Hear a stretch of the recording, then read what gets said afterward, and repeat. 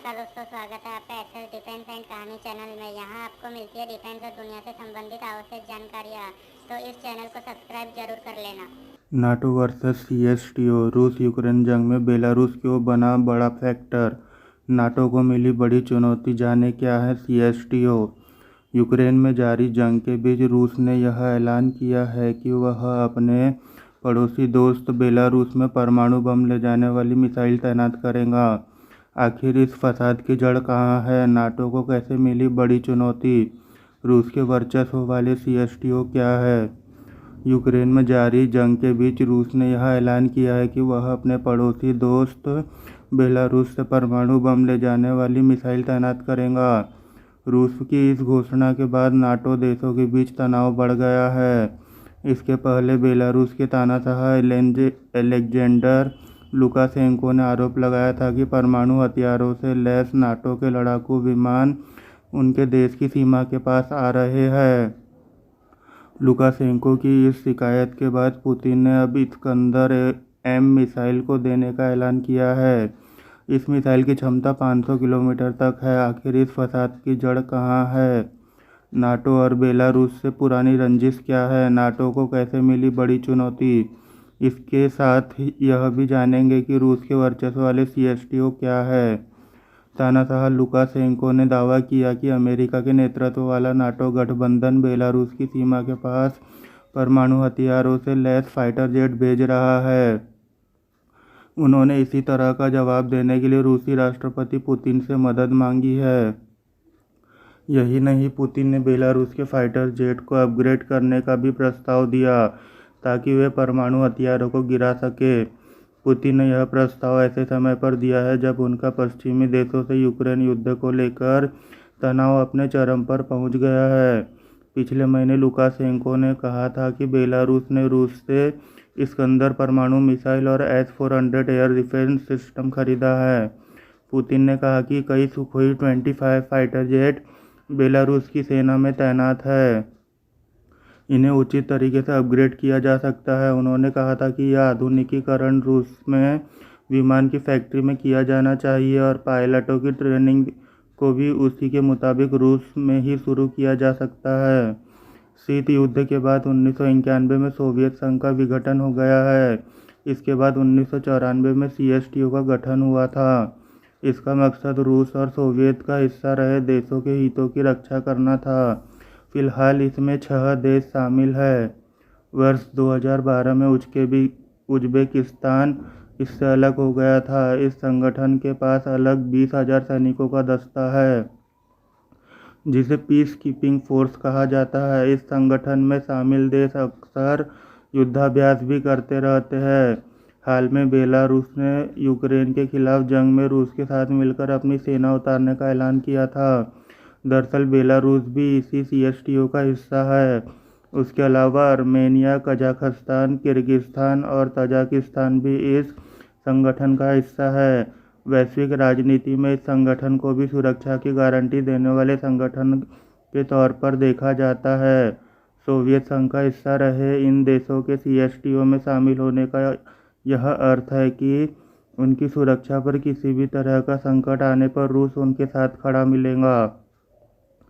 गौरतलब है कि रूस और यूक्रेन के बीच जंग में नाटो संगठन भी उतर पड़ा है।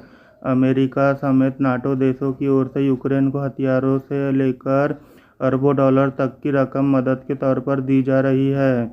जर्मनी, फ्रांस, ऑस्ट्रेलिया और कनाडा समेत कई देशों ने इस जंग के बाद रूस से पर कड़े प्रतिबंध लगाए हैं। नाटो सदस्य देशों ने यूक्रेन को खुला समर्थन देने का ऐलान किया है। मिसाइलों से लेकर होवित्जर तोपों तक की सप्लाई यूक्रेन को की जा रही है। बता दें कि नाटो संगठन में कुल 30 देश शामिल हैं, जिनमें Canada, Denmark, Belgium, Britain, Italy, France, Germany, Belgium जैसे देश हैं।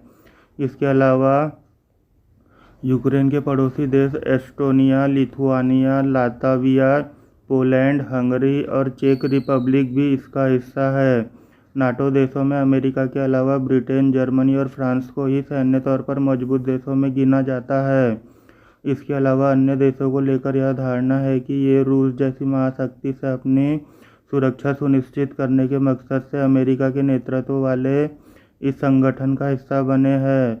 यूक्रेन भी इसका हिस्सा बनना चाहता था, जिसे लेकर विवाद छिड़ा है और रूस ने उस पर हमला ही बोल दिया है। हालांकि रूस भी खेमेबंदी की राजनीति में पीछे नहीं है और रूस के नेतृत्व में भी एक संगठन है जिसका नाम CSTO यानी कलेक्टिव सिक्योरिटी ट्रीटी ऑर्गेनाइजेशन है।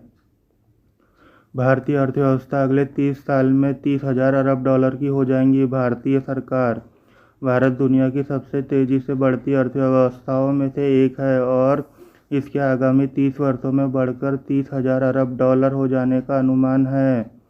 यह बात वाणिज्य एवं उद्योग मंत्री पीयूष गोयल ने रविवार को कही। भारत दुनिया की सबसे तेजी से बढ़ती अर्थव्यवस्थाओं में से एक है और इसके आगामी 30 वर्षों में बढ़कर 30,000 अरब डॉलर हो जाने का अनुमान है। यह बात वाणिज्य एवं उद्योग मंत्री पीयूष गोयल ने रविवार को कही। उन्होंने कहा कि यदि भारत प्रति वर्ष 8% की चक्रीय सालाना वृद्धि दर से बढ़ता है तो करीब 9 वर्षों में अर्थव्यवस्था का आकार दोगुना हो जाएगा। अर्थव्यवस्था का आकार करीब 3200 अरब डॉलर है।